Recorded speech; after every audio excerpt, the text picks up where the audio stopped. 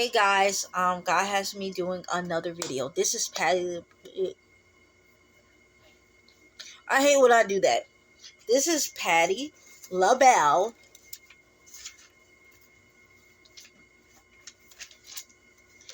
If only you knew. If only you knew. So, alright, so here's the numbers 48, 55, 410, and 10. Let's get to 410. Alright, so, but first we're going to do, the lyrics.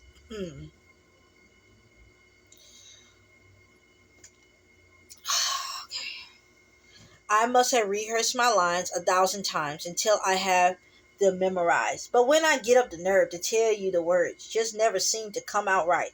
If only you knew how much I do love you. If only you knew how much I do need you. I dream of moments we share, but you're not there. I'm living in a fantasy, 'cause you don't even suspect.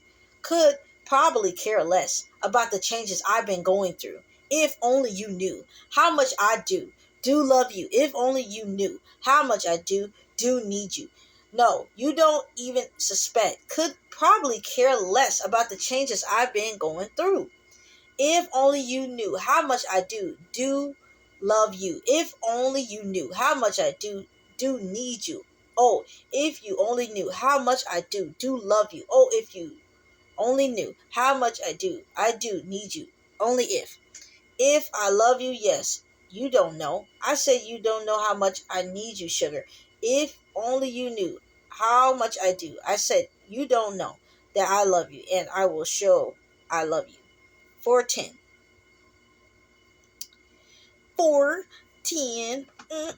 It says, John, Jesus answered her, if you knew the gift of God and who it is that is saying to you, give me a drink, you would have asked him and he have given you living water. I'm getting from this also, um, if you knew what God had for you, you wouldn't be really stressing as much as you do. The devil really has us sitting out here stressing out for these promises that he's giving to everybody. This is giving a prodigal word. It's a lot of prodigal words and kingdom spouse words, people that know each other already. And they're getting to know each other. But yeah, if you only knew how much I was caring about you, you wouldn't think anything about me. That's also what God is saying, what this person is saying. Every time they'll think about like saying something to you, like for instance, every time they think about emailing you or texting you, asking you, do you want to go to a coffee shop? Do you want to go to part of the beach or something? Let's chop it up. Could I come over? They end up deleting the message. When they want to go ask their friends or your friend or family member about you, they end up clamming up and can't even ask. So if you really knew how much they want to talk to you, you would not feel like you're worthless to their existence. I love this song. Anyway, I'm just thinking about the words she was saying. The intensified feelings that are going on. You'll never know. Because my mind is really a mystery box that is only opened up to whoever that is worthy. Right? So the God said guard your heart, but we need to guard that mind first too.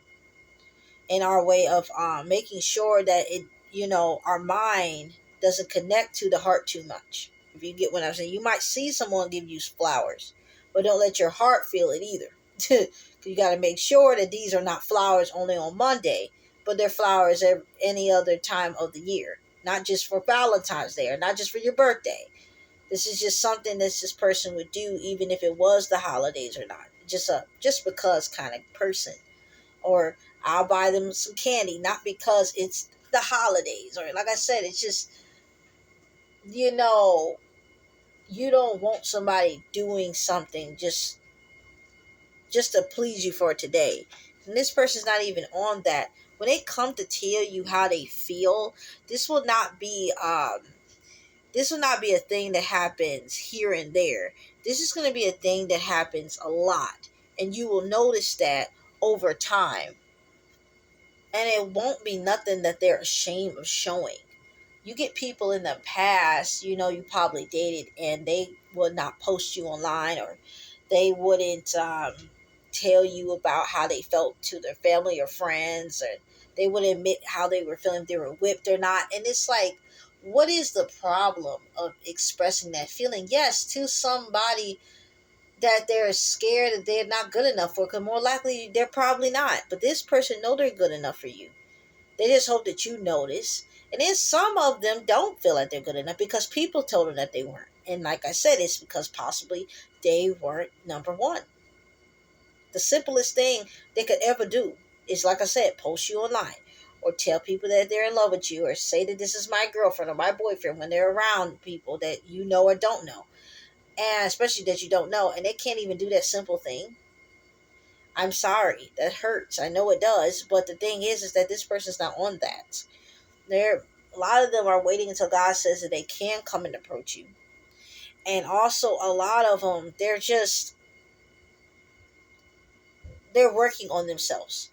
I don't feel like personally, as a person, as a kingdom spouse, I would say if I was a prodigal, I don't want somebody coming to me half butt. All because we know each other, you can just come to me any kind of way and say, "What's up, mama? What's up, baby? I miss you." No. You better come up to me like I mean something. You know what I'm saying? Like I'm something to you. And that's just the it. Okay? And that's just the it. All right, so let's get to um 4:10 Philippians. It says, I rejoice greatly in the Lord that at last you renewed your concern for me. Indeed, you were concerned, but you had no opportunity to show it. So God keeps talking to me about these very verses. And he just keeps on telling me that to tell y'all that whoever that is on these. So you're gonna have that opportunity. God is seeing opportunity the opportunity that you want to be oh, this devil's giving me brain fog. God is saying that you want an opportunity to be bestowed upon you, and it will be with this person. All the concerns, all the things, he will give you signs, he will give you answers. So 5:5 Romans. All right, so it says 5:5 Romans. And hope does not put us to shame uh, because God love has been poured out into our hearts, though the Holy Spirit who have been given to us. So the hope that you got is not just a piece of paper that's easily to rip or easily to get sogged up and wet. Like it ain't nothing. Like those prayers that you have asked is nothing. Matthew 5:5. Blessed are the meek, for they will inherit the earth.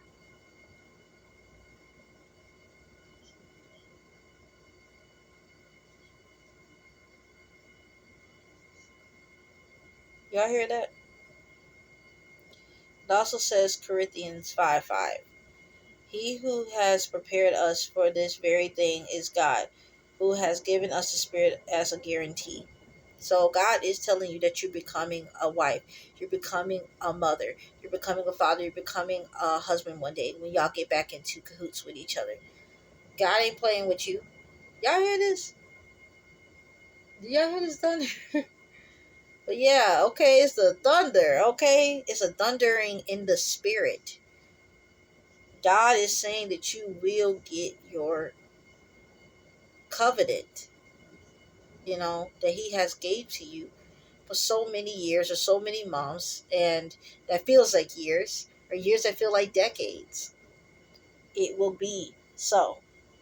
And I can feel it instant, and it's an urgency. I just wanted to say that. 4:10 Strongs. It says, like I said, On the other one, not to be called to account. Um, so let's look at this. It says right here, it's raining today, right? And God been talking to me about rain a lot. So he's raining blessings on people. I really been hearing that a lot. So unreprovable. So not censor or blameless. So yeah, they're basically, it's not gonna be no more delay. This person is going to be able to come to you wholeheartedly and pour out all their feelings to you, and you will feel a release in the spirit. And them demons going to have a rumble going on, like this thunder. The demons going to have a rumble going on in the spirit, irritated. But God's lightning, His thunder of authority over your life, it will be so. You will get your answer. You will get the love of your life to be next to you. One day it will happen. And some are very soon. I could feel it so soon for people. Weeks at a time. Probably 3 to 2 weeks from here. Could be that. Yeah. That kingdom spouse is going to tell you exactly how you're feeling. If you feel like it's just, you're going to, you know what I'm saying, to the point you're dizzy. They're going to tell you how you feel. I got a little dizzy doing that. But like one day, just one day, you will understand. I feel this is going to be a short word. I've just been vibing off of this song, and that's just the facts, you know. Lovely song. Um, and it could be so many reasons why they feel fear. Maybe they felt very rejected by you in the past, and they feel like you're not going to take them serious this time. For the prodigals and kingdom spouses and prodigals on this one, maybe you didn't make them feel rejected, but people did.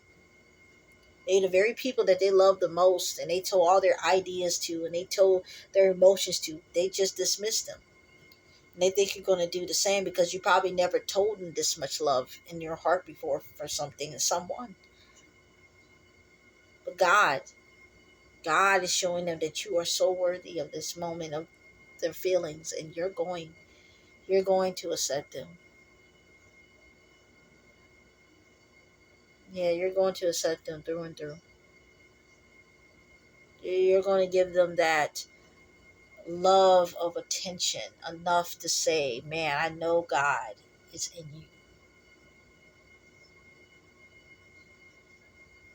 you. Mm. Look at that thunder. But anyway, it says right here, 5:5 is purely, with pure motives. This spouse of yours that's coming back to you, if you're married and y'all separated, if y'all divorced, if y'all are ooh, if y'all are just fiancés or girlfriend and boyfriend, or just about to get to know that y'all are actually prodigals this whole time, if y'all went on dates and never knew why God keeps showing you this person, but I never dated them in real life, for real. Like, we never really went together. We just dated. We never said we were girlfriend, boyfriend. It don't matter. This is your prodigal. And God is saying that this person got pure motives. When y'all get to know it, when y'all get to each other again, and God's showing y'all certain things, such as y'all in your wait, just know it's all worth it. It's not in vain. The anticipation inside of your spirit, that is just literally have ridges around your heart because you can't be with this person. Like, it's gonna be smoothed out. Ridges. I feel ridges. I feel little small rectangulars around the corners of your heart. That's what I feel. Nothing can get around it. You won't even allow God in some situations. God is saying, please let me in so I can let that person in. Soften that heart that's so angry, so much grudges. Soften that rigid heart. Smooth it up the way it was intended that I made it to be. I don't care what people said about you in the past. You're not meant to have a rigid heart. I didn't made you that way. You know how sometimes parents will say, I didn't teach you to be this way. I didn't raise you up that way. Well, God didn't make you that way. He didn't make you to have a rigid heart. It's not normal to him. It's not the right way. God wants you to be the way he wanted you to be. What he believed a heart is supposed to be. The blue veins. The blue veins that's in the heart. Not this freaking, black and dark and rocks and coal and that's behind the ribs. He made something red. Something to connect with someone else that is red. Red and full. Yeah. So this person's pure is honest, true motives. I promise you that. Oh God, this is so beautiful. I'm feeling this. I'm feeling this. Alright, let's look at this 4-8. There's a lot of love going on in this one. Alright, so it says Philippians 4:8. Finally, brothers and sisters, whatever is true, whatever is noble, whatever is right, whatever is pure, whatever is lovely, whatever is admirable, if anything is excellent or praiseworthy, think about such things. This situation is praiseworthy. It is pure. This person is a noble man, a noble woman of God. God made them that way. They didn't allow the past to take every little bit of them, even though the devil wanted them to. God wouldn't allow it. Even if they allowed it, God wouldn't allow it. Even the spouse allowed it, possibly, when they felt like they weren't nothing, because they wish they didn't said what they said. I wish they would have knew who you were then. Feel like so many years wasted. It ain't wasted. It was just literally all training, all refinement for this very moment. It says 48 to purify, cleanse from defilement, ceremonial or morally, purify self. So he is purifying y'all. Purity, he just keep on talking about that white cloth that's gonna be on y'all, the spirit. This purity. We talk about purity a lot, usually with virginity, and this purity is y'all gonna be cleansed to the point. It's like a pureness of like a virgin. It's so gonna be so pure. The love is gonna be so pure. The intentions are so pure. Of course, you're not like if you're not a virgin, not a virgin in the flesh, but in the spirit. Yeah, you know what I'm saying? Yeah. And it says also exalted Father. So let's talk about exalted. Exalted. It says of a person of their rank and status placed at a high or powerful level, held in high regard. It taking years of hard infighting to reach her present exalted rank. God is exalting you. He's exalted. Always, every day. And he's just putting that little piece in that of you, in this person and in you. It takes years for some people to get this kind of love. It takes a lifetime. Some people never get it. But you're going to. You're going to. It takes forever to have it. It's something that so many people have to work so hard for. And a lot of times because they don't have God. But you got God. So the process is going to be a little more quicker. And it's going to be more serious. And it's going to have a good scent to it. It's going to have that more citrus, lime, lemon, grapefruit smell. Full like a grapefruit, full like an orange, full like a lime, right off the vine when it is ripe and ready to be devoured in the most beautiful way. Because as this person see your fruits and want to know what it's all about, you're going to want to as well, because it's not going to be hard to see. It might take days and time, but the patience that God will give to y'all too. You might think your patience is all over the place, but when you meet this person back in a way, when you meet this person up again, it's the patience that you'll have with them. They'll be too intriguing to not have that patience with. You're not gonna be worrying about what if it is and that, all that stuff. And as y'all kingdom spouses now, y'all know each other. You're not gonna be worrying about when they're gonna ask you out. When this, he's gonna put a patience over you. I feel this patience he's gonna do.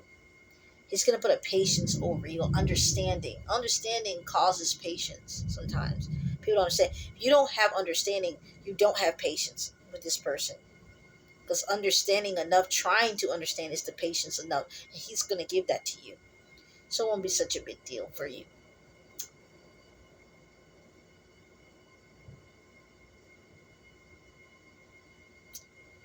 uh, but anyway, I really just hope to the Lord that y'all get through this. Kingdom spouses that already know each other, that just getting to know each other, some that already proposed to each other, about to get married or already married, the prodigals that are separated or divorced in that way, or just separated, or separated fiance wise, or separated and dating wise. I hope that y'all figure out and realize this word is not for confusion. This word is for confirmation. This word is for encouragement. This word is for ease of the heart, soul, and mind. That spirit man is going to sit back on a hammock today. You hear me? I don't know. All right. Love you guys. God bless you.